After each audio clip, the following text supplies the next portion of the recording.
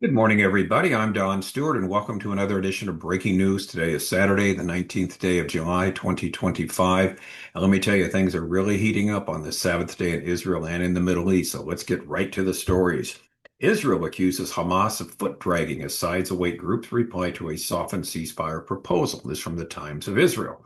Donald Trump says another 10 hostages will be released from Gaza shortly. This is from the Jerusalem Post. Again, we will see. The IDF, the Israeli Defense Force, operates in Beit Hanun, Gaza City overnight, while the IAF, the Israeli Air Force, struck over 90 terror targets just overnight. That's from the Jerusalem Post. Hezbollah leader says, "We are ready for war and we will not disarm." This is from the Israeli site N12 News or Jfeed. And the byline said, "Good luck." And finally, a story that is not surprising but heartbreaking. Tulsi Gabbard says evidence shows Obama team staged coup on Trump. This is from Newsmax. It's quite an expose here. But again, if you've been following anything the last 9 years, this is not surprising at all. But it's nice to see it hitting the public in such a way. So we'll talk about that too.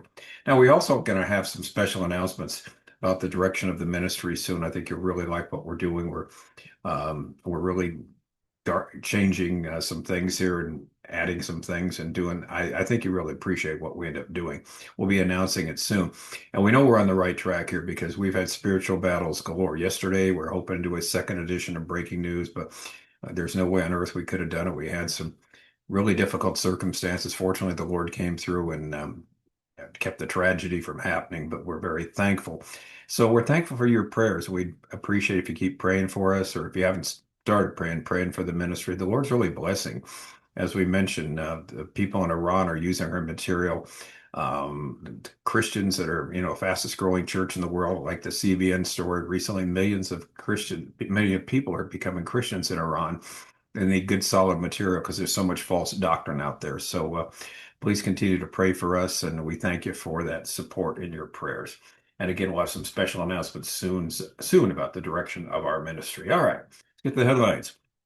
Headline number one, Israel accuses Hamas of foot dragging as sides await groups reply to softened proposal. Some of the Times of Israel. Mediator says terror group still deliberating over updated map submitted by Israel that reduced scope of IDF's presence in Gaza during the truce. Israeli officials warn time is not on Hamas's side.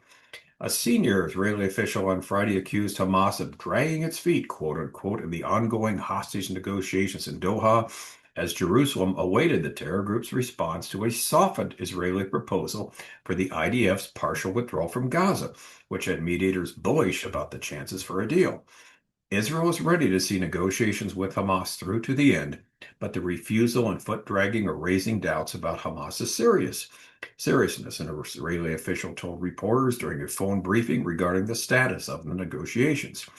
Beyond Israel, Egyptian, Qatar, and U.S. mediators were also frustrated with Hamas for taking so long to respond to the updated maps that Israel submitted to mediators on Wednesday. An Arab diplomat and a second source involved in the mediation told the Times of Israel. Egypt is fed up with Hamas and is threatening consequences against the terror group if it doesn't accept the Israeli proposal so that the sides can move on to discussing remaining issues in the negotiations, the Arab diplomat said.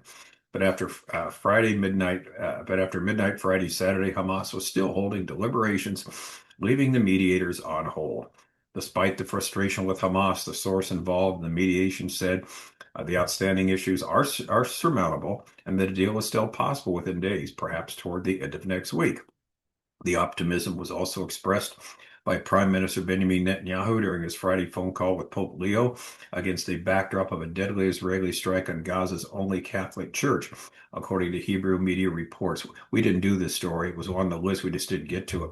There was a mistake where Israel, unfortunately, hit the only Catholic church in Gaza. There were, I think, 3 people killed in that. Yeah, 3 people killed, according to Channel 12 report. And he had to apologize to Pope Leo. Donald Trump made it very clear an apology was necessary. A very angry phone call to Netanyahu. How dare you do something like this? And it was a mistake. These things happen. It was, some of the ordnance that hit one of the terror targets. Unfortunately, hit the only church, the only Catholic church there in Gaza. So anyway, for his part, the spokesman for the Hamas military wing, Abed Obeida, said in a recorded speech on Friday the terror group may not engage in another effort to reach a temporary deal if the current one fails. All right. Recall the story we recently did. The foot dragging with respect to any ceasefire hostage agreement is totally the work of Iran. They don't want to see Israel to continue to dominate the conditions in the Middle East as what recently happened in the 12-day war. The fighting in Gaza, Lebanon, as well as in Yemen, Israel has got control of all of those. And Iran is hating to see all this. While there is optimism that an agreement will take place shortly, as our next headline indicates, we should not hold our breath. And here's the next headline. Donald Trump says another 10 hostages will be released from Gaza shortly. This is by way of the Jerusalem Post. We got most of the hostages back. We're going to have another 10 coming very shortly, and we hope to have that finished quickly, Trump said. Another 10 hostages will be released from Gaza shortly. This is what President Trump said on Friday without providing additional details.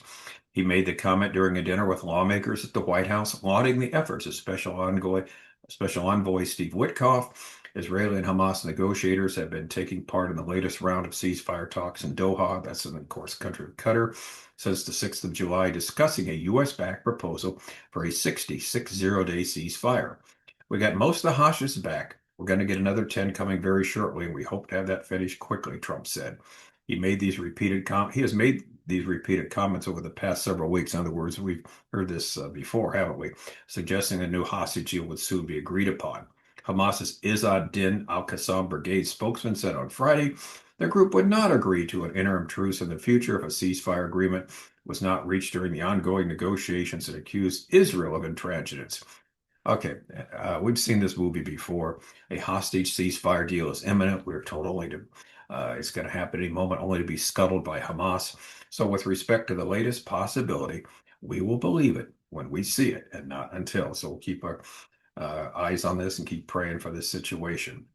Now, in the meantime, headline number 3 from the Jerusalem Post, the IDF, the Israeli Defense Force, operates in Beit Hanun in Gaza City overnight, where the Israeli Air Force strikes over 90 terror targets. In Gaza City, soldiers destroyed rocket launch positions, sniper positions, and weapon storage facilities. It's amazing that Hamas still has all these things. IDF soldiers under the Southern Command operated and targeted terrorist infrastructure across the Gaza Strip between Friday and Saturday, the military said. In northern Gaza, soldiers from Division 162 killed terrorists, destroyed terror infrastructure and weapons facilities above and below ground. Soldiers from Division 99 operated in northern and central Gaza, where they uncovered Hamas's infrastructure and destroyed several terror sites in Beit Hanun. In Gaza City, soldiers destroyed rocket launch positions, sniper positions, and weapons storage facilities. Now, here's the key, the fact that every single day, Israel hits about 100 terror targets in Gaza every day. The other day is like 150. It's confirming there's still a ways to go before victory can be achieved. If the hostage deal goes through, and then if there's a 60-day ceasefire, then it's going to be one step forward and two steps backwards. Because remember, Israel trying to draw a map, they keep redrawing a map, how much they will withdraw during the 60-day ceasefire. And we know what's going to happen.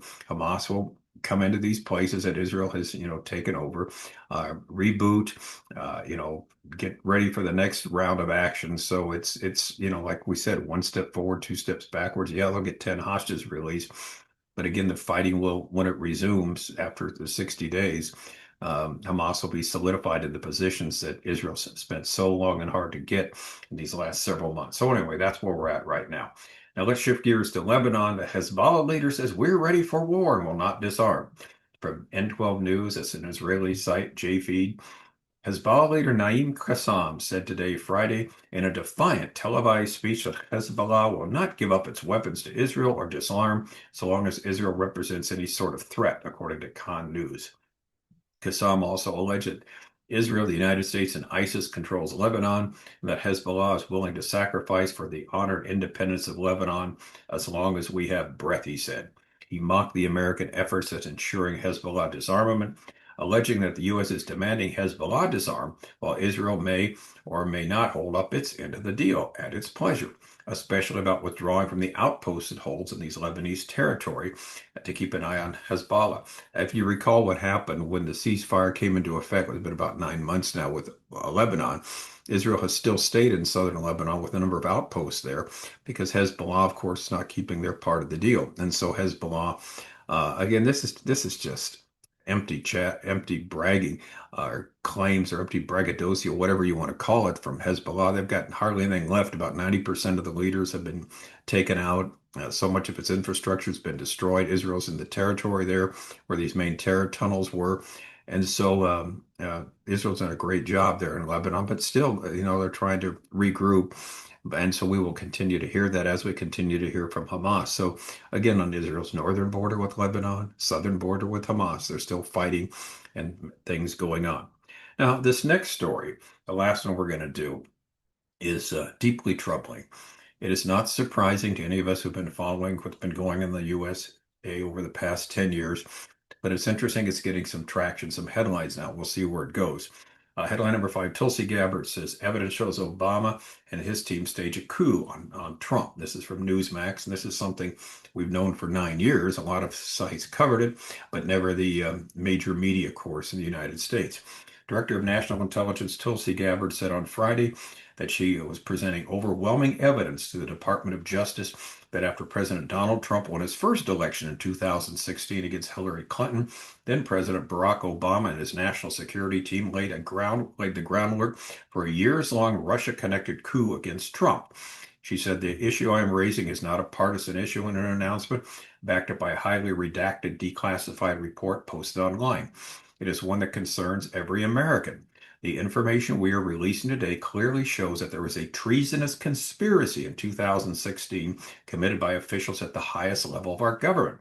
As such, I'm providing all the documents to the Department of Justice to deliver the accountability that President Trump, his family, and the American people deserve. The goal, she added, was to usurp the president from fulfilling the mandate bestowed upon him by the American voters, and that was the goal of the coup. The report shows documentation outlining how, in the months leading up to the November 2016 election, the intelligence community assessed that Russia was probably not trying to influence the election by using cyber means, but changed its tune after Trump was elected.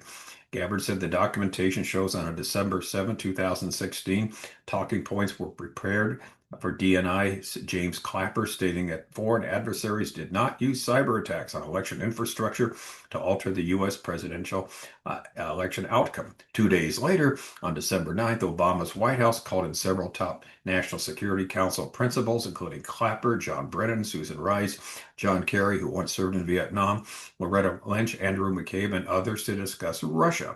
The documentation, Gabbard reported, shows that after the meeting, Clapper's executive assistant sent an email to intelligence community leaders to task them, get this, to create a new assessment per the president's request to detail, this would be Obama's request, to detail the tools Moscow used and the actions it took to influence the 2016 election. The email added that ODNI will lead an effort with participation of the CIA, FBI, NSA, and DHS, the information released on Friday said. She further alleged the Obama officials leaked false statements to the Washington Post, claiming that Russia had attempted through cyber means to interfere in, if not actively influence, the outcome of an election. All right, that's the story. Now, hopefully, while the story comes to light once and for all, the national media in the U.S. we know what's going to ignore it for the most part or play it down, seeing they've been part of the coup against Donald Trump. The last 10 years or so have been a real sad chapter in the United States with various false attacks and stories about Donald Trump and his administrations, this one and the previous one. We know that USA is not on last days Bible prophecy, and the direction we've been heading certainly confirms this. Now, from a biblical standpoint, that's where we always go with these. See our book, 25 Signs. We're near the end, signs 9 through 11, especially sign 11. No superpower will intervene on Israel's behalf when they are invaded. That's Ezekiel 38 and 39. Something will happen to the United States. The book is a free download from our website, Educating Our World, under the heading of Bible Prophecy. And as always, we'll keep you posted with all these ongoing stories. So much happening. So again, never a dull moment, is there? We keep the stories going for you. I'm Don Stewart. Thank you so much for watching, and we'll hopefully again today get you a second story later in the day because there's a lot of other things going on. Until that, in the meantime, as always, may the Lord richly, richly bless.